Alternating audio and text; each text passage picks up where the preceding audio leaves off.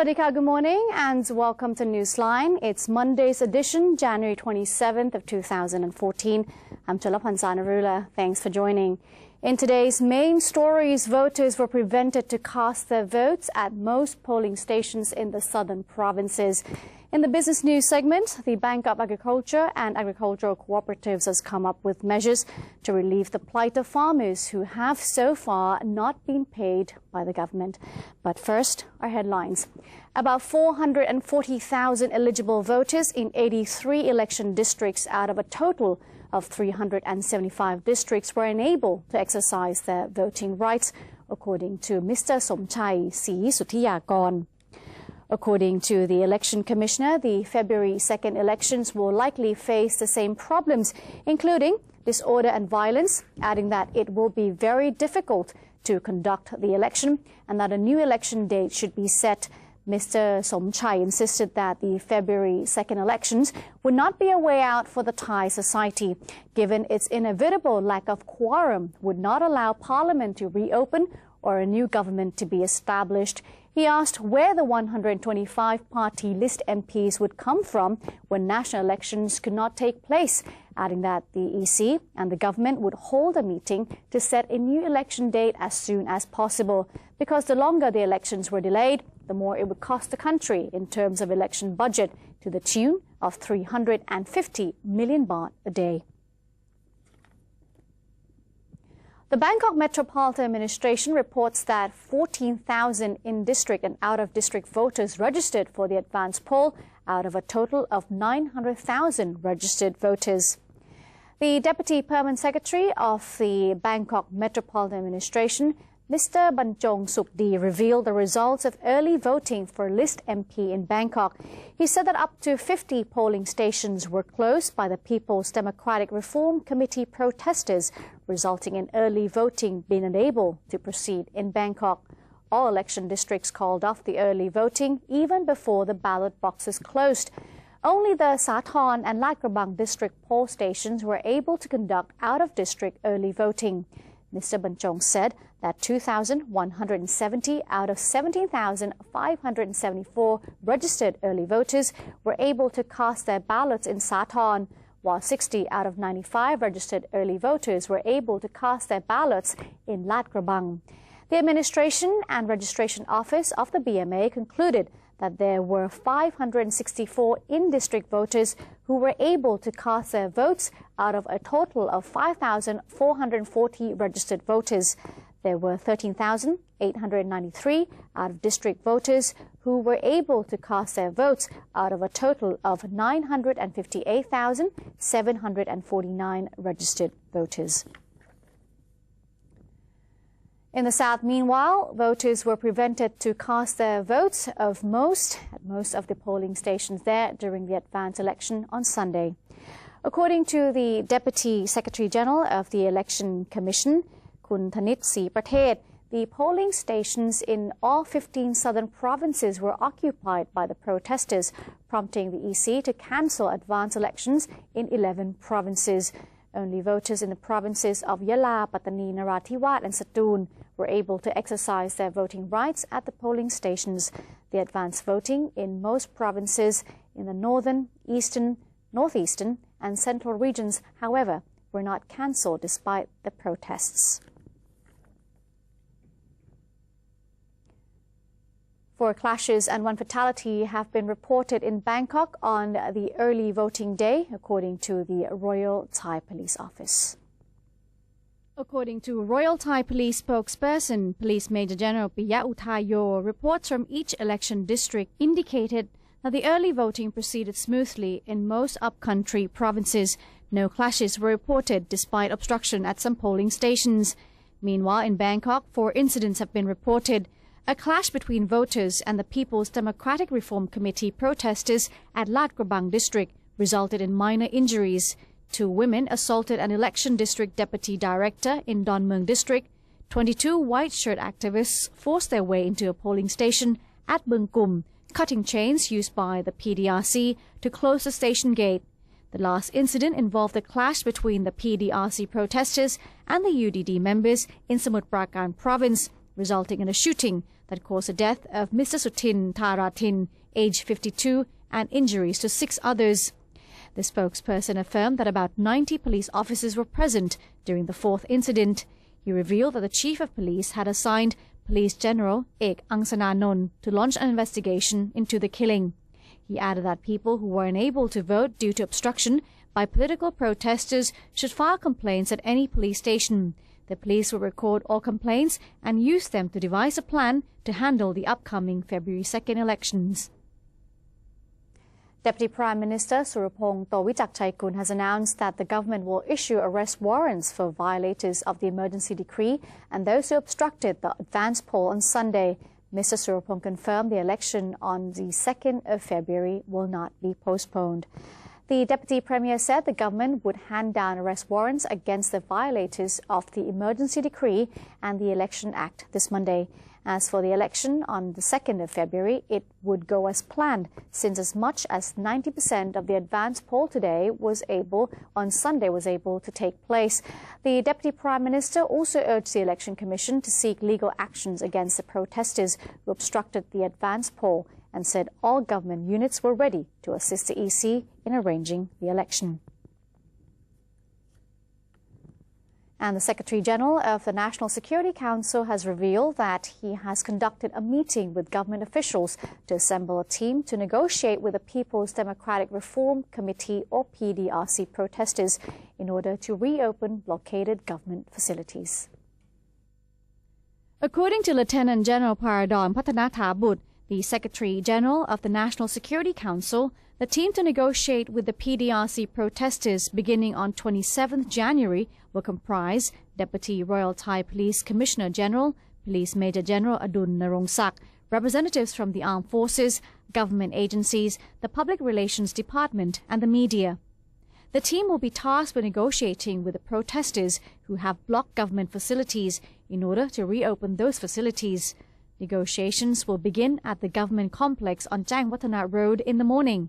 In the afternoon, the team will negotiate with protesters at Kasetsart University. The PDRC leaders will be given 24 hours to consider the government's demands. Then the team will meet with the protest leaders at Soi Ari the next day, January 28th, at Makawan Rangsan Bridge and Rama 8 Bridge on the 31st of January. The Prime Minister has urged the negotiating team to comply with all laws and international standards to avoid violence and create understanding among demonstrators, said Kun Paradon, adding that the negotiations are not meant to reclaim government facilities but are aimed at allowing civil servants to return to work. He also affirmed that no political branch will be involved in the negotiations. Army Chief General Prayut Chan-o-cha has called for all press agencies to help promote peace and unity in the nation by avoiding taking sides in the current political standoff.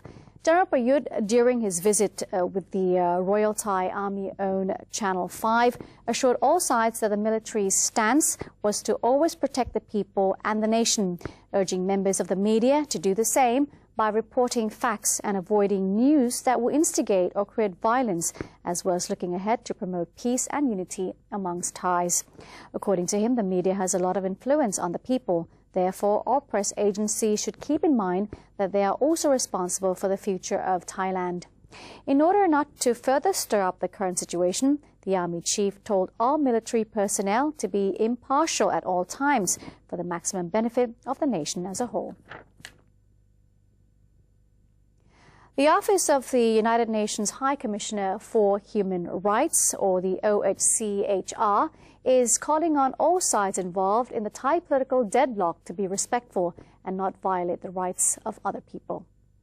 In light of the Thai government's announcement to impose a state of emergency, the OHCHR has come out and voiced its stance, calling for everyone in the current conflict to exercise utmost restraint and refrain from using all forms of violence, adding that the government must make sure the emergency decree is being implemented under the international human rights standards. The OHCHR also revealed that it had sent a team to Bangkok to closely monitor all activities in the bid to ensure that no human rights had been violated. The team visited various locations, including police stations and protest sites. The organization has also voiced concerns over the 2 bombing incidents that killed 1 person and injured a number of other people.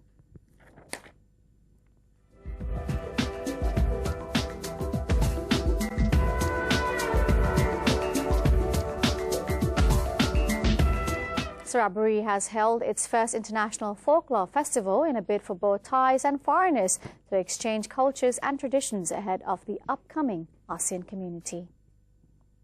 Serabury Province, in collaboration with Ratchapat Surin University, held the first international folklore festival.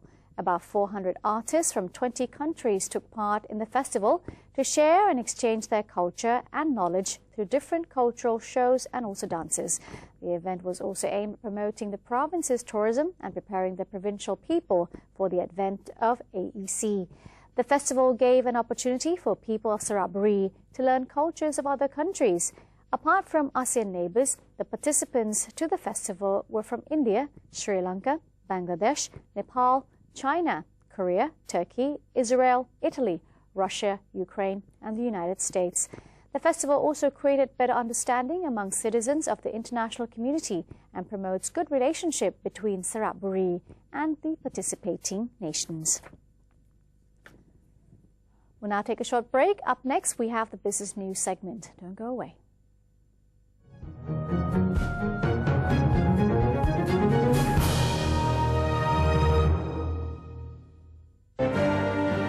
Open the world of information. Embrace public participation. Present Thainess to the world. New dimension of the government's public relations. The 80th anniversary of the Public Relations Department. Creative media for the society. Mobilizing Thailand towards the ASEAN community. เมื่อมนุษย์ทำลายสมดุลทางธรรมชาติและมนุษย์ก็เป็นผู้ประสบภัยพิบัติจากธรรมชาติร่วมสร้างอนาคตลดภัยพิบัติระดมพลังพลิกฟื้นคืนผืนป่าในทุกชุมชนทั่วประเทศ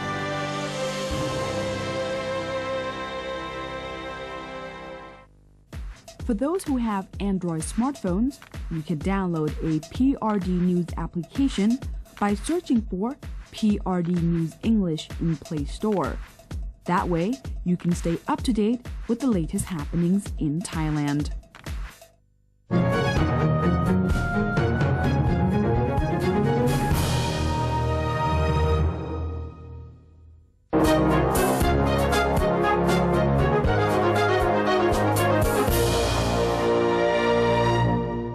Welcome back. You're watching Newsline. The Department of International Trade Promotion, or DITP, is confident that Thailand's export of frozen chicken to Japan will top 500,000 tons this year, thanks to Japan's decision to lift its ban on Thai chicken late last year. Kun Nantawan Sakuntanak, Director General of the DITP, revealed after the Japan-Thailand Economic Partnership Agreement that was a meeting that both countries expected to see an increase of 5% in their two-way trade, especially in textile and poultry industries. The Director General said the Japanese side was targeting to import 500,000 tons of chicken products from Thailand, 300,000 tons of which would be fresh frozen chicken and the rest processed chicken, valued at 70 to 80 billion baht in total. As for textile products, the industry is aiming for a 9% export growth, believing that there will be a continuous rise in demands from Europe, Japan, and the US. Thailand Convention and Exhibition Bureau presented its latest proactive strategy to boost tourism industry with the launch of meetings, incentives, conferencing and exhibitions, or MICE Destination Review Competition. That is an online marketing plan to promote Thailand as a regional hub for MICE industry. Kun Wanasan Kriahong has a story. MICE Destination Review Competition brought together various social media moguls, professional event organizers and bloggers to compete in promoting 5 MICE cities in Thailand via social media. The final 5 competitors are assigned with MICE cities of Bangkok, Khon Kaen, Pattaya, Phuket, and Chiang Mai. The 5 finalists received a chance to visit the assigned destinations in order to write about their experiences within the context of showcasing venues and facilities of each destination, which complement that of MICE industry.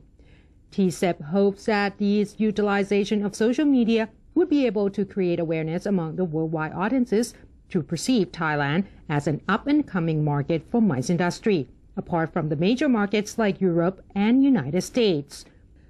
According to the 3 competitors attending press conference, the strength that has set Thailand apart from the other destinations and makes it appealing for MICE lies with the local hospitality and can-do attitude.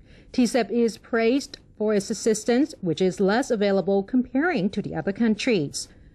And I find that the uniqueness of Thailand, being the Thai culture, the tradition, the Thai hospitality has always been a very good plus point, and the can-do attitude, which is very, very important for MICE organizers. Yeah.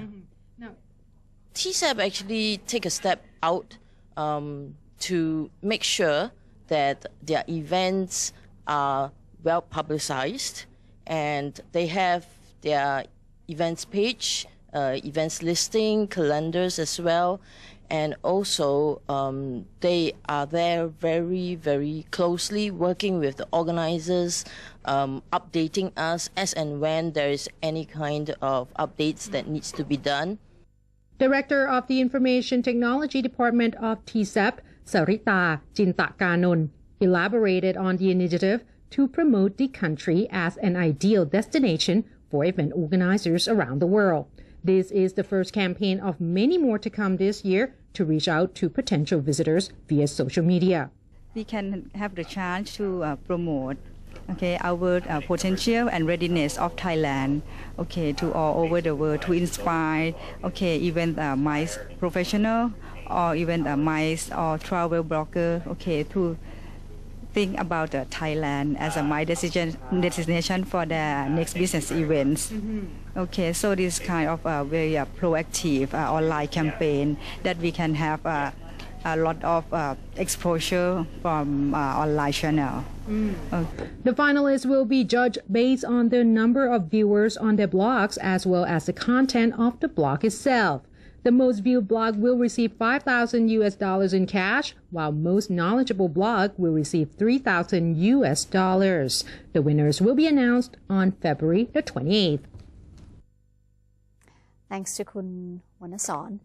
Now, the Bank of Agriculture and agricultural cooperatives has come up with measures to relieve the plight of farmers who have so far not been paid by the government for the rice pledged under the mortgage scheme.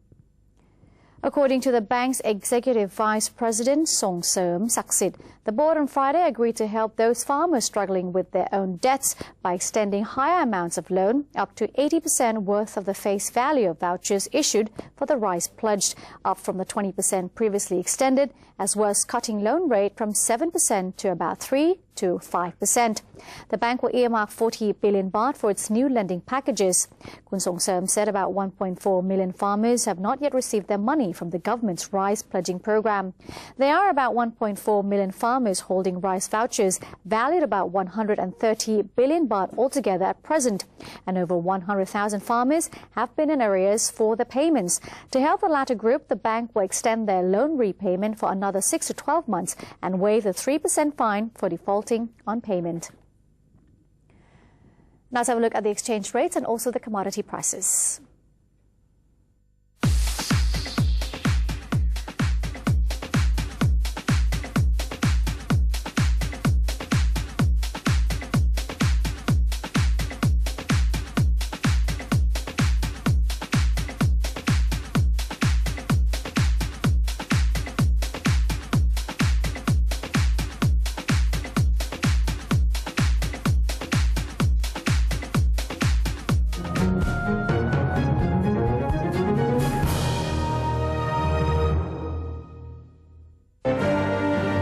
Open the world of information.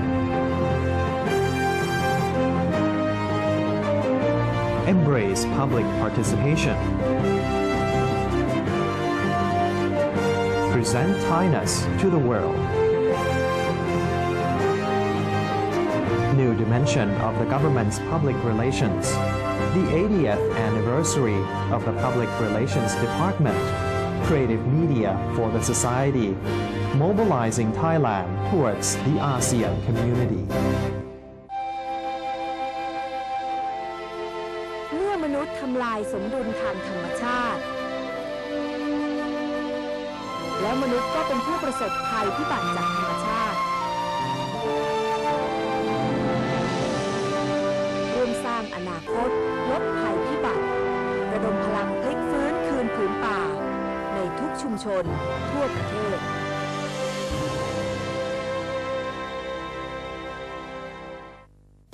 For those who have Android smartphones, you can download a PRD News application by searching for PRD News English in Play Store. That way, you can stay up to date with the latest happenings in Thailand.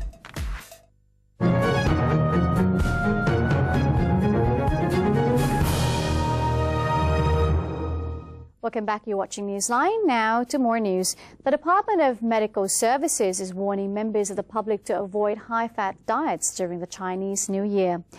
As the annual Lunar New Year is approaching, Chinese Thais have been advised to eat healthy and the right proportion of food. According to Kun Supan Sithamma, Director General of the Medical Services Department, meat is the main offering for the spirits during the celebration.